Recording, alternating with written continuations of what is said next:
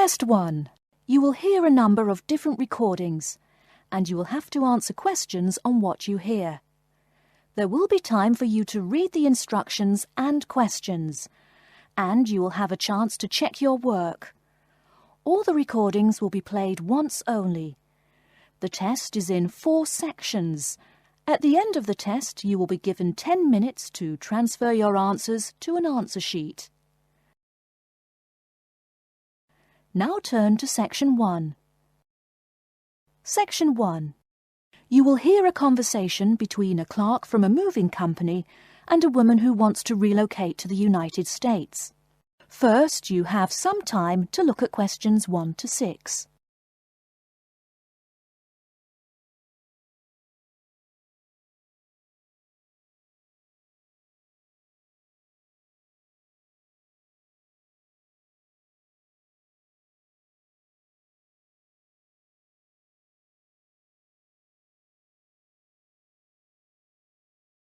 You will see that there is an example which has been done for you.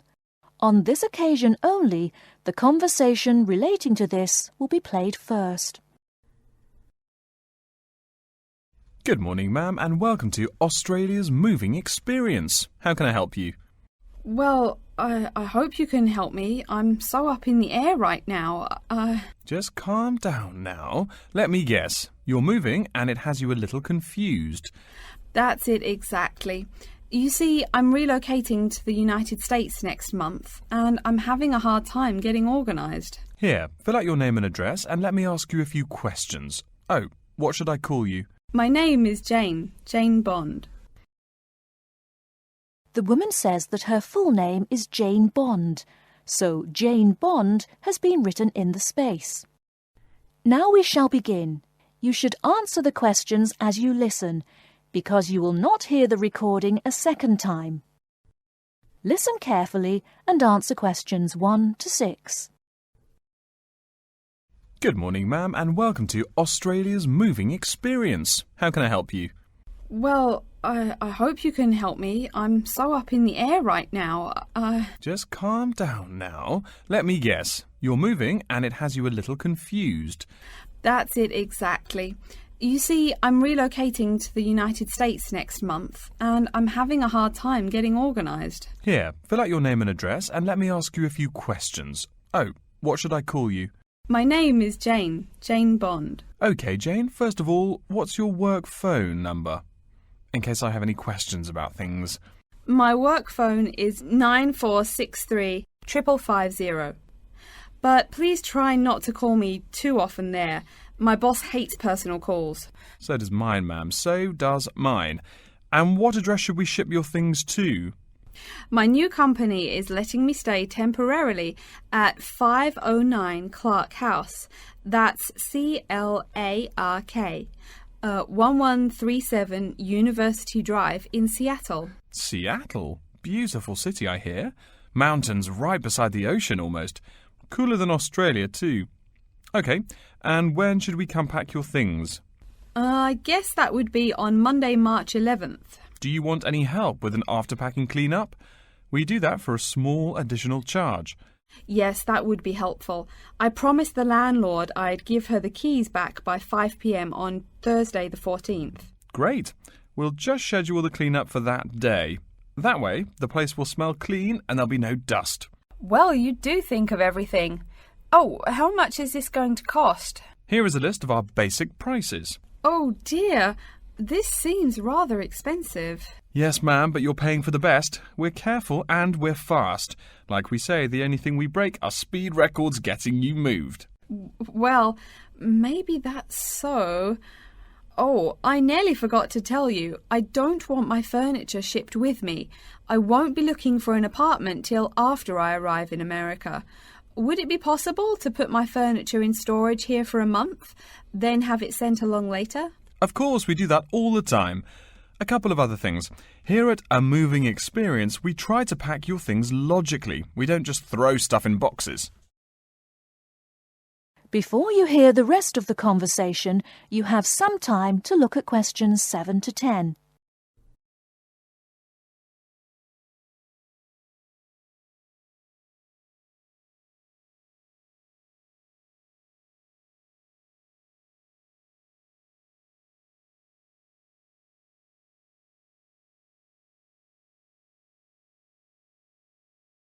Now listen and answer questions 7 to 10. Do you have any special requests? You know, things you want packed in some special place so you know where to find them. Like what? Oh, I don't know. Things like dishes, maybe. Not to be rude, but you look like a lady who likes to eat. Ah, yes, I need my dishes and things where I can find them quickly. Great. We'll put those dishes and cutlery in what we call the emergency pack. Can you think of anything else?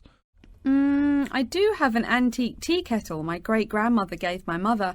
I wouldn't want to lose that. So I guess you'd better put that in storage with the furniture. Grandma's tea kettle with the furniture. Got it. Say, how about things like your alarm clock? You don't want to miss your plane on the big day, right? Well, you certainly think of everything. Yes, that's right. I'll also need my alarm clock where I can find it. Fine, we'll put that in your personal package. And of course, we'll give you a list of where we pack everything. So all you'll have to do on Thursday the 14th is grab your luggage on your way out the door.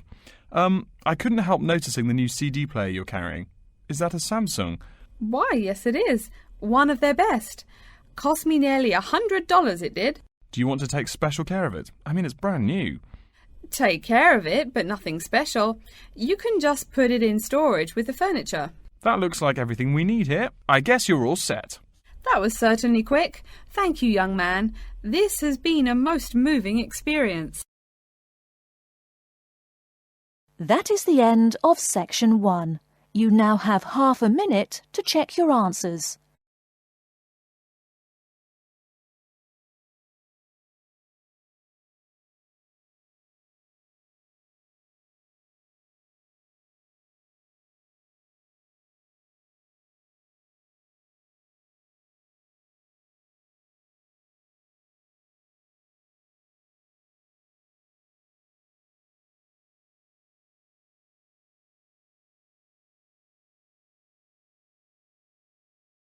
Now turn to Section 2.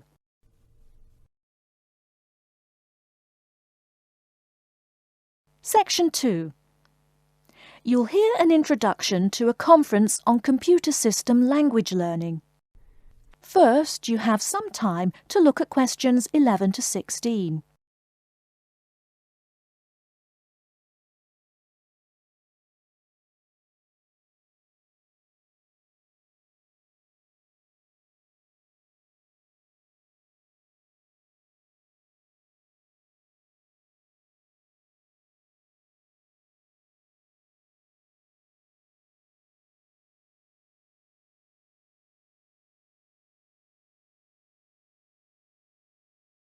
Now, listen carefully and answer questions 11 to 16.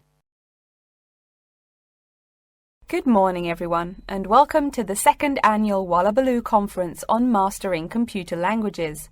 I hope you all had a good trip. Before we get underway with today's program, let me fill you in as to what's on tap for tomorrow, Sunday, February 19th. At 9 a.m, right here in the main hall, we'll be hearing a lecture from Dr. John Smith about computer as teacher. Professor Smith from the University of Melbourne is a world-class expert in the field of computer-assisted education, and his talk promises to be both stimulating and informative. Immediately afterwards, at 10:30, there will be a presentation of papers by various delegates. That, however, will take place in the garden room on the ground floor. If you don't yet know, the garden room is also called the ballroom and will be gathering at the west end, the slightly raised area called Level 2. Just look for the crowd. If you get lost, there are signs in the foyer. After all that thinking, talking and listening, I expect everyone will be a bit weary. So at 11:15, there will be a break for coffee, cookies and other light refreshments. These will be available at the aptly named refreshment stand, placed by the door back here in the main hall. Also, if you choose to skip the formal lunch, you can buy a packed lunch at the stand for a reasonable price. I strongly urge you, however, to join us at the formal lunch. That won't be till 1 o'clock sharp, so you have time to stroll about town a bit. We'll be eating at the Seaview restaurant. The restaurant is located right here in the hotel on the top floor. It's a good dozen flights of stairs, so I suggest you take the lift on the ground floor, eh? If you're not fond of fish, there's an all-you-can-eat barbecue available as well. They even offer wallaby meat. After lunch, we'll troop back downstairs to level 2 in the ballroom for the presentation of further papers, which will begin at 2 p.m. Please try to be on time. I know you'll be a bit tired after lunch, but the ballroom echoes so with people coming in late. Thank you in advance. Once we've heard the papers, we'll break for afternoon tea at 3:10 p.m. No need to walk. The manager of the refreshment stand has graciously agreed to have tea served in the ballroom. He's even promised us some special scones, baked from a recipe of his dear old Scottish grandmother. Then, tea being drunk and scones munched, we'll retire here to the main hall for some closing remarks and questions. So, by 5 o'clock, we should have the conference wrapped up. But the fun isn't over. This is Australia, mates. We'll be flocking to the hotel's own Palm Lounge on the east side of the foyer for an informal reception. You can relax, mingle with the other delegates, and let your hair down a bit. This will run from 5:10 to 6:10, though you're free to stay as long as you like. The lounge manager has informed me that for the duration of the actual reception, you can have all-you-can-drink beer for $20 with purchase of an advance ticket. Before you hear the rest of the talk, you have some time to look at questions 17 to 20.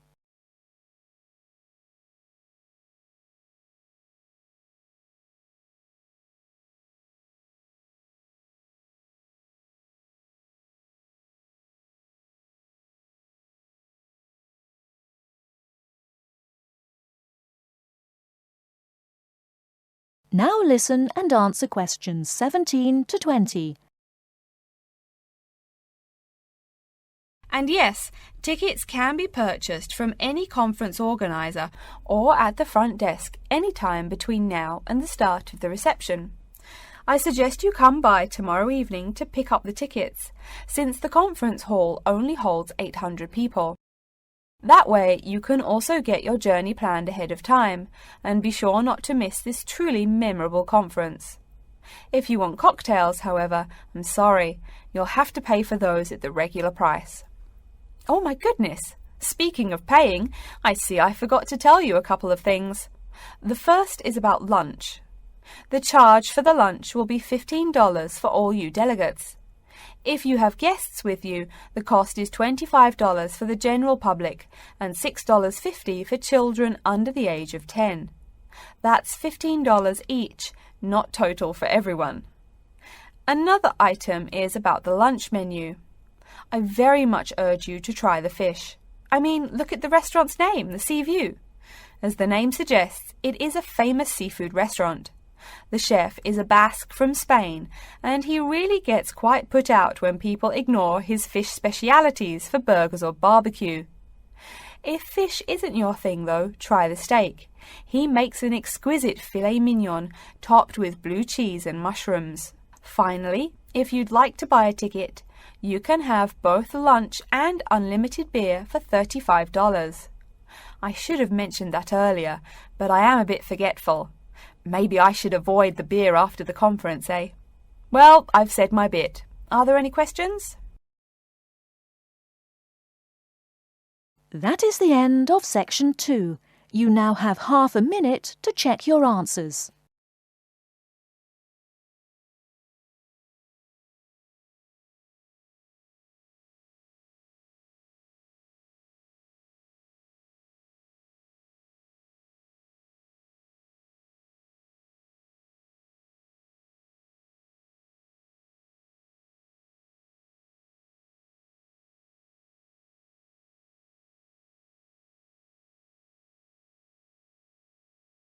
Now turn to section 3.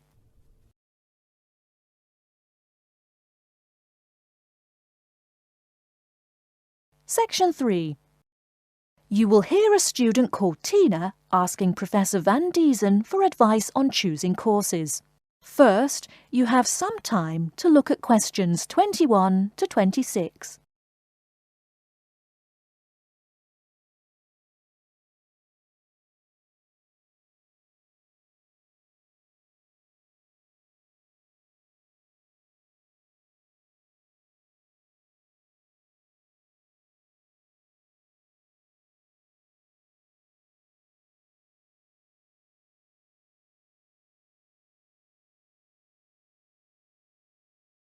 Now listen carefully and answer questions 21 to 26.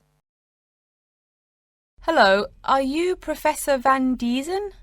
Yes, I am. And who might you be? Oh, sorry, my name is Tina. I'm a freshman here. They told me I should ask you for advice in choosing courses. Well, that's part of what I'm here for. Please come in and sit down. Now, what are your questions? I almost don't know.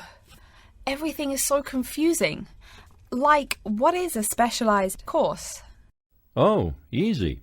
A specialized course is one that is compulsory, meaning it's a requirement for your major, and regular, so you can't place out by taking a proficiency exam.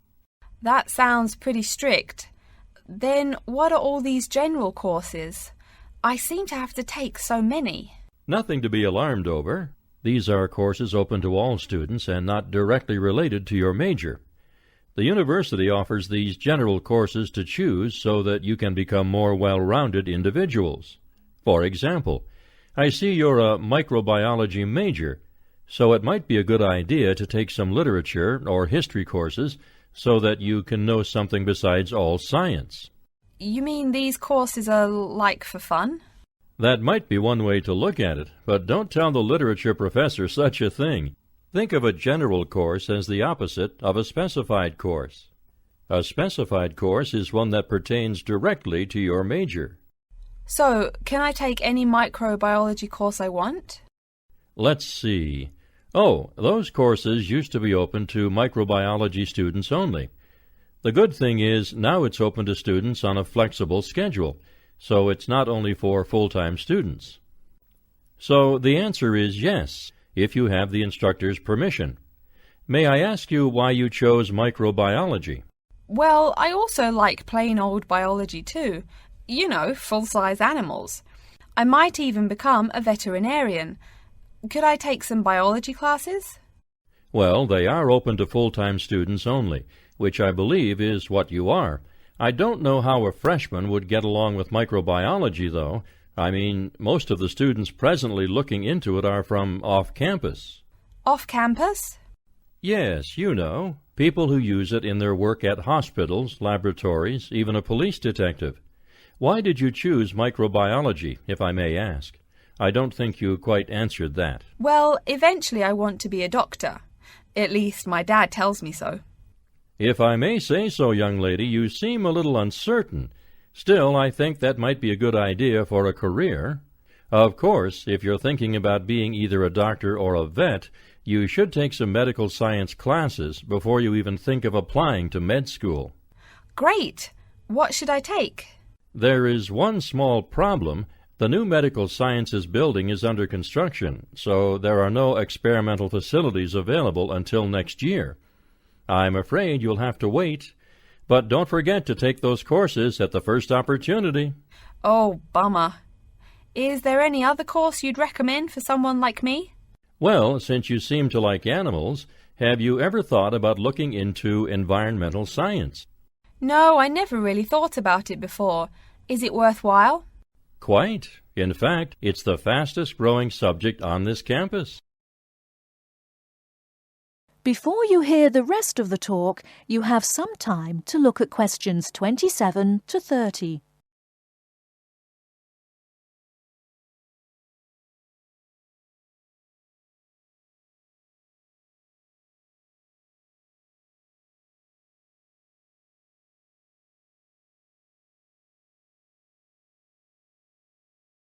Now listen and answer questions 27 to 30. I'm sorry, I couldn't help noticing the long list of classes you've written out there. May I have a look? Oh, sure. Medical science, statistics, laboratory techniques, medicine, mathematics, computing. My, a bit of everything here. Is it too much? For your first semester, yes. What I suggest is starting out by taking the compulsory courses. Like we said before, the medical science can wait. Consider taking that in your sophomore year. I think I'd put off computing, too. I recommend to all freshmen that I talk to get the compulsory mathematics out of the way as early as possible, so take that one. It'll be one less difficult course you have to focus on when the science lab opens next year, and you have to catch up on classes like laboratory techniques. Your major also requires statistics, so you have to balance 2 math classes, and no doubt you should take that. Otherwise, get your required medicine course out of the way by taking something theory-based. Oh, of course, and your environmental science class, if you're interested. The others can wait, though I think computing is definitely a good idea, even though it's not required. I see, too, on your paper there you seem to have had high marks on the entrance exam. Yeah, I guess so. Don't be shy. Have you thought about applying for a scholarship? Do they have any? I mean, my dad is always complaining about how much money it costs him. In your department there are actually 3 full scholarships available. They cover tuition and provide $1,500 cash. $1,500 cash? Party! Please, miss, the money is intended more as a textbook allowance, not party money. If you promise to behave, I'll show you how to apply. Great, and thanks. That is the end of Section 3. You now have half a minute to check your answers.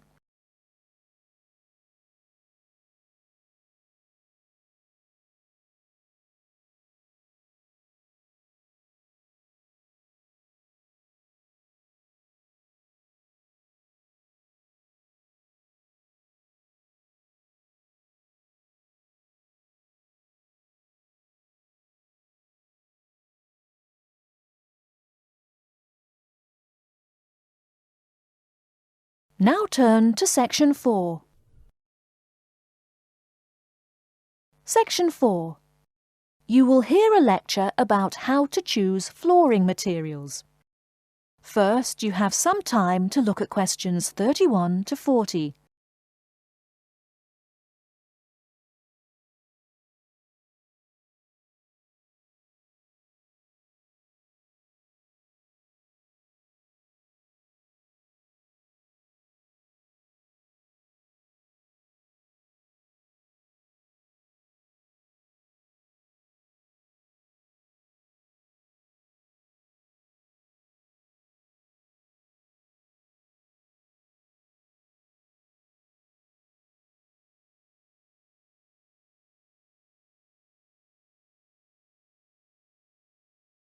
Now listen carefully and answer questions 31 to 40.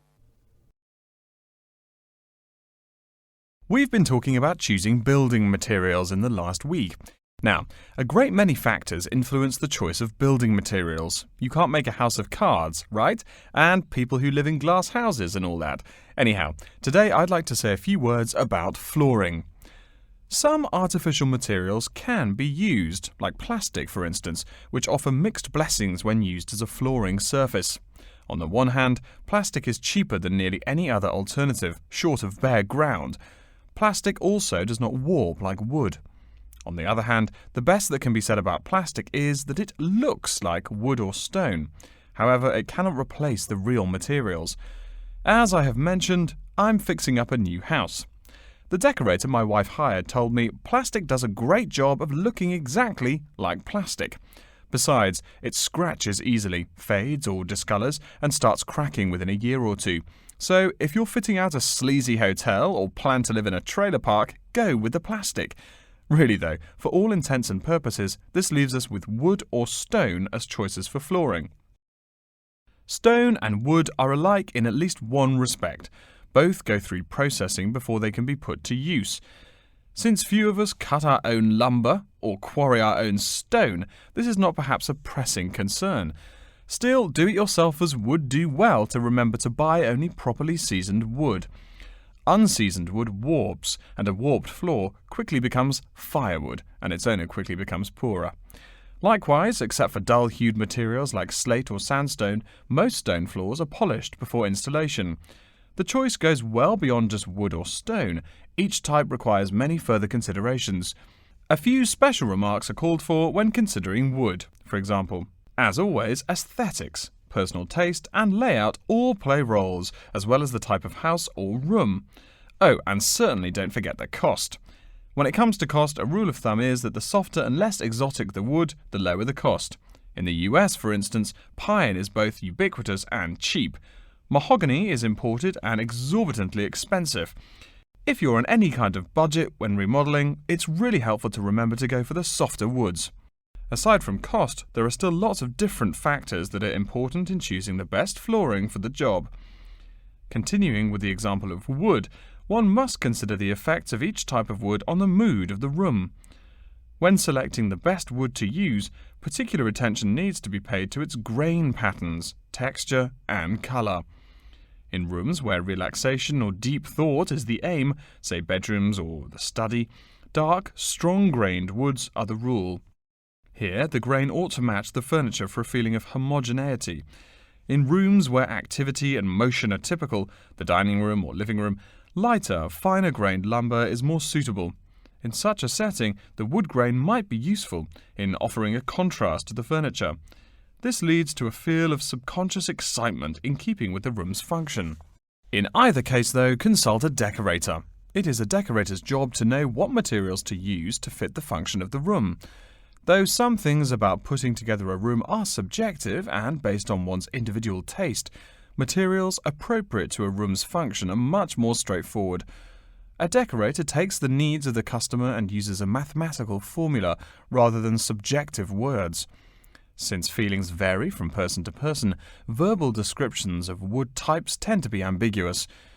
You want the wood you select, not something approximate. And if you do decide to do it yourself, remember that all wood must be treated with preservatives to enhance its appearance and preserve its natural beauty. In the case of stone, or quarry tile, as flat-cut flooring stone is properly called, a new set of considerations must be weighed up. Simple colour aside, the degree of reflection must be kept in mind. This is called the reflectance rate, which is expressed in a number between 0.0 and 1.0, depending on the amount of light it reflects. At one end of the scale is polished silver. At a rating of 1.0, this shiny surface reflects nearly all of the light directed at it. Numbers closer to 0 describe materials that absorb more light.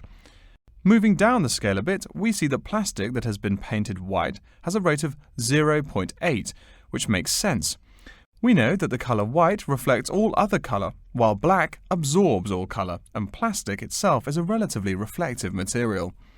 Materials that are denser and darker have reflectance rates much closer to 0. The quarry tile I mentioned a while ago has a rate of 0.1. As you may know, quarry tile is generally dark brown and made from clay, so it is quite dense. Of course, there is considerable variation among types of quarry tile because of the hue or treatment of the clay during its creation. Does anyone have any guesses as to what material may have a rate of almost 0.0? We can guess most of these materials are black in colour, but plastic, wood and even stone reflect some light. One material with a rate of almost 0.0 is black velvet. The texture produces almost no shine at all. Carrara marble, despite its white hue, is actually lower in reflectivity than black onyx. In any case, the fact that tiles vary somewhat should not be forgotten. A highly reflective floor would not be suitable in a library. It would be indispensable in a ballroom, should your home be large enough to feature one. Again, a rule of thumb is that light means lively. Since form and material follow function, one should only use the more reflective materials in rooms where the cultivation and expression of energy is important. Bear in mind, too, that most types of stone cost more than all but the rarest of wood. Of course, there is no reason why some rooms of a house should not feature wood floors or other stone tiles. You can even mix the two. A room with wood panels on the walls can have a beautiful stone floor. My bedroom has white birch walls and a light blue slate floor. The place looks like a Russian hunting lodge. Remember though, go with what feels right for you. Good taste and the laws of interior design are the homeowner's servants, not his master. It's only beautiful when you decide it is. I mean, you're the one who lives there, not the decorator, right? Okay, are there any questions? That is the end of section 4. You now have half a minute to check your answers.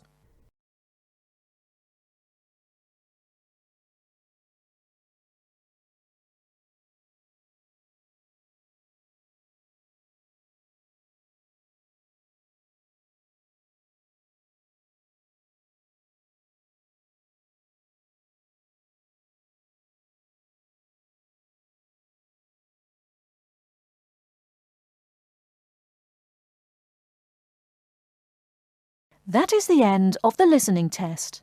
In the Ielts test, you will now have 10 minutes to transfer your answers to an answer sheet.